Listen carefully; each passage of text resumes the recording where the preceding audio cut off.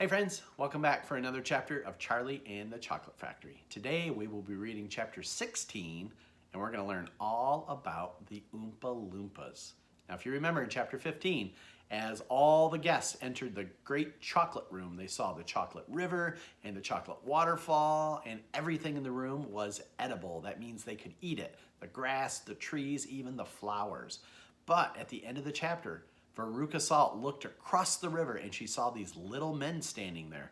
And she asked who they were. And Mr. Wonka said, they're Oompa-Loompas. So let's read and learn all about the Oompa-Loompas. Oompa-Loompas, everyone said at once.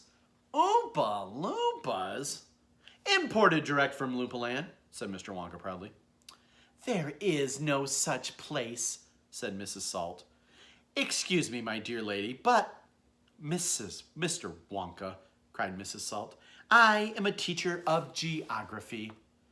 Then you'll know all about it, said Mr. Wonka, and what a terrible country it is. Nothing but thick jungles infested with the most dangerous beast in the entire world. Hornswogglers and snozwangers and those terrible, wicked wangdoodles. A wangdoodle would eat 10 Oompa-Loompas for breakfast and come galloping back for a second helping. When I went out there, I found a little Oompa-Loompa living in their tree houses. They had to live in tree houses to escape the wangdoodles and the hornswogglers and the snozwangers. And they were practically starving to death. They were living on green caterpillars, and the caterpillars tasted revolting. And the Oompa-Loompas spent every moment of their days climbing through the treetops, looking for other things to mash up with the caterpillars to make them taste better. Red beetles, for instance, and the eucalyptus leaves, and the bark of the bong-bong tree. All of them beastly, but not quite as beastly as the caterpillars. Poor little Oompa-Loompas, the only food that they longed for more than anything else was the cocoa bean. But they couldn't get it. An Oompa-Loompa was lucky if he found 3 or 4 cocoa beans a year. But oh, how they craved them. They used to dream about the cocoa beans all night and talk about them all day. You only had to mention the word cocoa to the Oompa-Loompa and it would start dribbling at the mouth. The cocoa bean, Mr. Wonka continued, which grows on the cocoa tree, happens to be the one thing that all chocolate is made from. You cannot make chocolate without the cocoa bean. The cocoa bean is chocolate. I myself use billions of cocoa beans every week in this factory. And so, my dear children, as soon as I discovered that the Oompa-Loompas were crazy for this particular food, I climbed up into their treehouse village and I poked my head in through the door of the treehouse belonging to the leader of the tribe. The poor little fellow, looking thin and starved, was sitting there trying to eat a bowl full of mashed up green caterpillars without being sick. Look here, I said, speaking not English, of course, but in Oompa-Loompa-ish. Look here, if you and all your people will come back to my country and live in my factory, you can have all the cocoa beans you want. I've got mountains of them in my storehouses. You can have cocoa beans for every meal. You can gorge yourselves with silly on them. I'll even pay your wages in cocoa beans if you wish. You really mean it? Asked the Oompa-Loompa leader, leaping from his chair.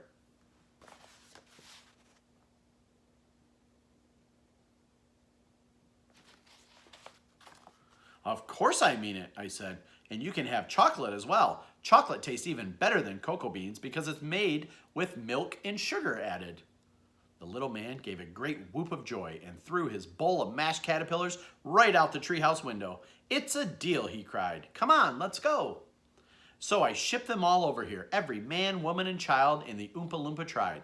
It was easy. I smuggled them over in large packing cases with holes in them, and they all got here safely. They are wonderful workers. They all speak English now. They love dancing and music. They're always making up songs. I expect you will hear a good deal of singing from them today, time to time. I must warn you, though, they are rather mischievous. They like jokes. They still wear the same kind of clothes they wore in the jungle. They insist upon it. The men, as you can see for yourselves across the river, wear only deer skins. The women wear leaves, and the children wear nothing at all. The women use fresh leaves every day. Daddy, shouted Veruca Salt, the girl who got everything she wanted, Daddy, I want an Oompa-Loompa.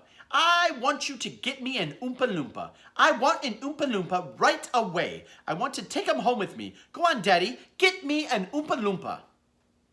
Now, my pet, her father said. We mustn't interrupt Mr. Wonka. But I want an Oompa-Loompa, screamed Veruca. All right, Veruca, my dear, all right. But I can't get it for you this second. Please be patient. I'll see you have one before the day is out. Augustus, shouted Mrs. Gloop. Augustus, sweetheart. I don't think you ought to better do that. Augustus Gloop, as you might have guessed, had quietly sneaked down to the edge of the river, and he was now kneeling on the riverbank, scooping hot melted chocolate into his mouth as fast as he could. And that's the end of chapter 16 about the Oompa-Loompas. But since it was such a short chapter, we're going to go ahead and read chapter 17 as well, titled Augustus Gloop Goes Up the Pipe. When Mr. Wonka turned around and saw what Augustus Gloop was doing, he cried out, "Oh no, please, Augustus, please, I beg that you not do that. My chocolate must be untouched by human hands." "Augustus," called out Mrs. Gloop, "didn't you hear what the man said? Come away from that river at once." "This stuff is terrific," said Augustus, taking not the slightest notice of his mother or Mr. Wonka. "Oh boy, I need a bucket to drink it properly." "Augustus," cried Mr. Wonka, hopping up and down and wagging his stick in the air, "you must come away. You are dirtying my chocolate." "Augustus," cried Mrs. Gloop. "Augustus," cried Mr. Gloop. But Augustus was deaf to everything except the call of his enormous stomach. He was now lying full length on the ground with his head far out over the river, lapping up the chocolate like a dog. "Augustus," shouted Mrs. Gloop, "you'll be giving that nasty cold of yours to about 1,000,000 people all about the country." "Be careful, Augustus," shouted Mr. Gloop. "You're leaning out too far." Mr. Gloop was absolutely right, for suddenly there was a shriek and then a splash, and into the river went Augustus Gloop, and in 1 second he had disappeared under the brown surface. "Save him!" screamed Mrs. Gloop, going white in the face and waving her umbrella about. "He'll drown! He can't swim a yard! Save him! Save him!" "Good heavens, woman," said Mr. Gloop. "I'm not diving in there. I've got my best suit on." Augustus Gloop's face came up again to the surface, painted brown with chocolate.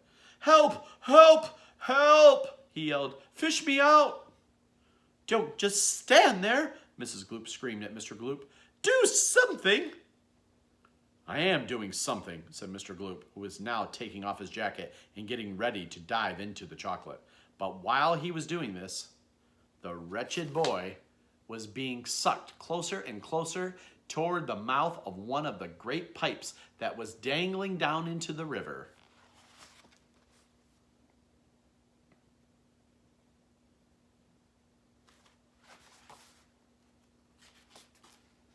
Then, all at once, the powerful suction took hold of him completely, and he was pulled under the surface and then into the mouth of the pipe.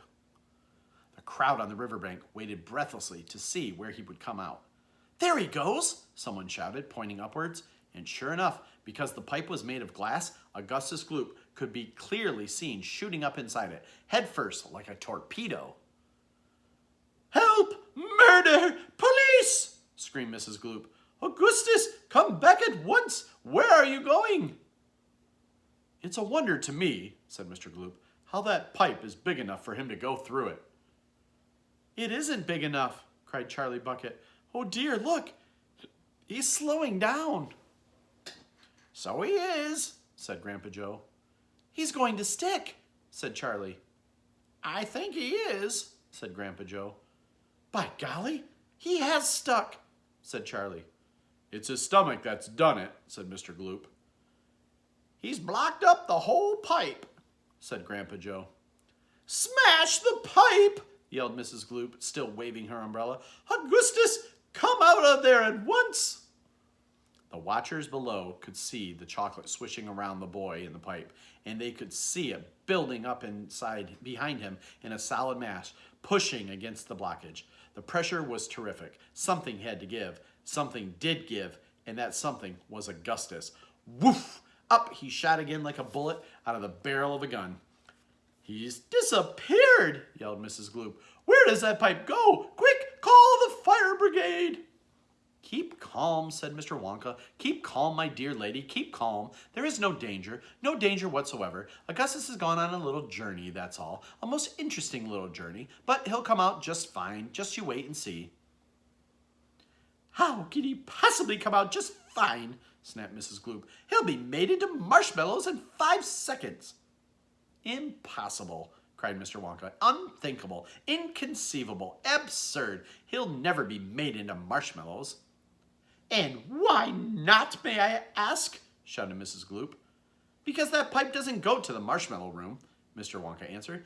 "It doesn't go anywhere near it. That pipe, the one Augustus went up in, happens to lead directly to the room where I make the most delicious kind of strawberry-flavored chocolate-coated fudge." "Then he'll be made into strawberry-flavored chocolate-coated fudge!" screamed Mrs. Gloop. "My poor Augustus, they'll be selling him by the pound all over the country tomorrow morning." "Quite right," said Mr. Gloop.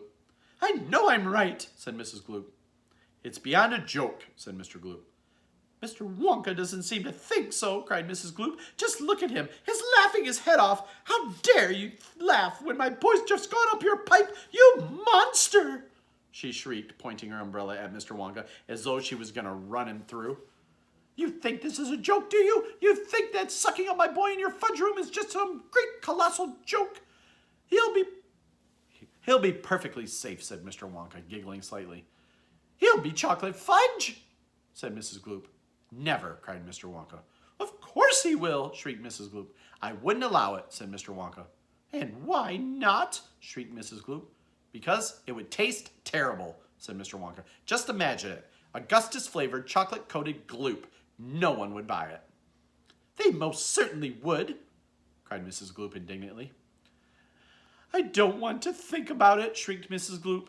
"Nor do I," said Mr. Wonka. "And I do promise you, madam, that your darling boy is perfectly safe." "If he is perfectly safe, then where is he?" snapped Mrs. Gloop. "Lead me to him at this instant." Mr. Wonka turned around and clicked his fingers sharply. Click, click, click, 3 times. Immediately, Oompa-Loompas appeared, as if from nowhere, and they stood beside him. The Oompa-Loompas bowed and smiled, showing beautiful white teeth. His skin was rosy white. His long hair was golden brown, and the top of his head came just to the height above Mr. Wonka's knee. He wore the usual deerskin slung over his shoulder. "Now listen to me," said Mr. Wonka, looking down at the tiny man.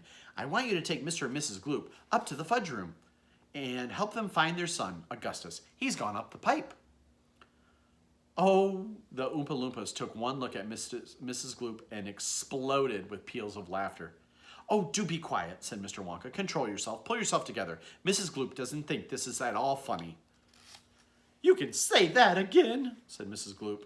"Go straight to the fudge room," Mr. Wonka said to the Oompa-Loompa. "And when you get there, take a long stick and start poking around inside the big chocolate mixing barrel. I'm almost certain you will find him in there. But you better look sharp. You'll have to hurry. If you leave him in the chocolate mixing barrel too long, he's liable to get poured out into fudge boiler, and that would really be a disaster, wouldn't it? My fudge would become quite unedible." Mrs. Gloop let out a shriek of fury. "I'm joking," said Mr. Wonka, giggling madly behind his beard. "I didn't mean it. Forgive me. I'm so sorry. Goodbye, Mrs. Gloop. Goodbye, Mr. Gloop. Goodbye, goodbye. I'll see you later."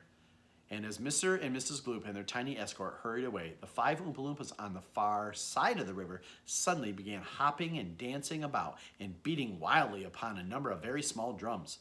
"Augustus Gloop," they chanted. "Augustus Gloop. Augustus Gloop. Augustus Gloop." "Grandpa," cried Charlie. "Listen to them, Grandpa. What are they doing?" "Shh," whispered Grandpa Joe. "I think they're going to sing us a song." All right, and we're going to stop there. Next time when we come back, we will hear the song that the Oompa-Loompas sing about Augustus